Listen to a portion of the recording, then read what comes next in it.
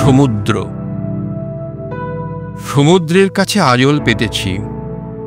হাতের ওপর সে ভেঙে দিয়েছে বিশাল ঢেউয়ের সহস্র ফনায় সাজানো বিপুল দাক্ষিণ্য।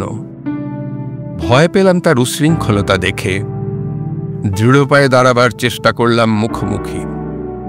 আমাকে ধাক্কা দিয়ে ফেলে দেবার নাটক করল সে। পায়ের তলা থেকে মাটি গেল সরে, মাটি নয় বালি।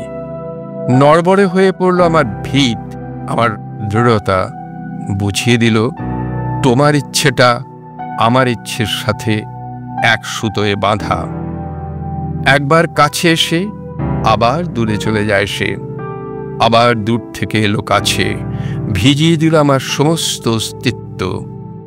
চোর পুলিশ খেলার মতো ছুঁয়ে ছুঁয়ে যেতে থাকে আমাকে, আর দূর থেকে বলে, এবার ধরো তো দেখি। বারবার পালিয়ে যাওয়া আর ভালো লাগে না, তাই মনে মনে ঠিক করেছি শক্ত হাতে জাপটে ধরব ওকে। আমার ভাবনাটা শেষ হবার আগেই আমাকে দুমড়ে মুচড়ে কুস্তির প্যাচে ফেলে একেবারে চিত। হই হই করে ছুটোছুটি করতে লাগলো সে আনন্দে। এবার আর লড়াই নয়, কুস্তি নয়, আজল পেতে দাঁড়ালাম ওর মুখোমুখি।